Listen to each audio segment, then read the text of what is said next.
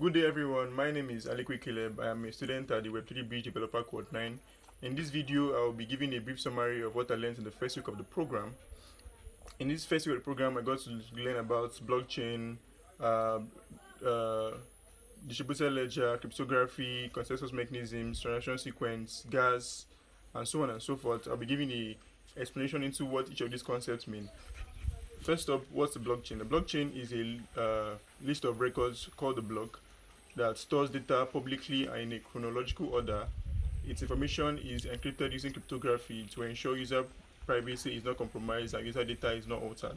Now, what's cryptography? Cryptography is a means of coding or hiding information to ensure that only the intended recipient gets to read the message and understand the message. What's a distributed ledger? A distributed ledger is a database that is consensually shared across multiple sites and managed by multiple people. A blockchain requires a form of agreement to ensure that individuals or nodes across different places can come into agreement into information that is being that is needed to be added and needs to be updated. This is what we call consensus mechanism. A consensus mechanism is a protocol on a distributed blockchain network in which all nodes in which that makes all nodes to come into agreement on a single data set. Transactions, the different kinds of consensus mechanisms include the proof of work consensus mechanism, the proof of stake consensus mechanism, and the practical Byzantine fault tolerance. The proof of work consensus mechanism is a form of consensus mechanism that requires miners to compete for block rewards by solving mathematical equations to prove or to figure out the nodes required to make transaction possible. These miners make use of devices called ASIC miners. Proof of stake consensus mechanism is a form of consensus mechanism that requires validators to lock a huge amount of funds as a means to protect the network by ensuring that these funds are identified by a stopgap to make them ensure that the transactions that they add to the blockchains are valid and are correct.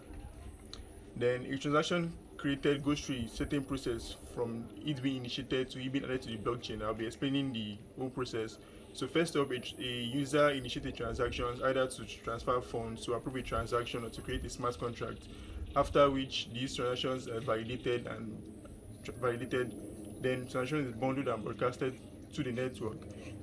Different validators or miners pick up these transactions and then recompute them to ensure that these transactions are verified. After which, if it's the proof of work consensus mechanism, in the proof of work consensus mechanism, they solve mathematical questions to determine the next nonce to make the transaction possible. And then after the first person to get this mathematical problem solved gets to receive the block reward and is able to add it to their local chain before broadcasting it to the network. On a proof of stake consensus mechanism, the first validator who is able to pick up the transaction and recompute it and validate it would then broadcast it to his own local network before it is then propagated to the full network.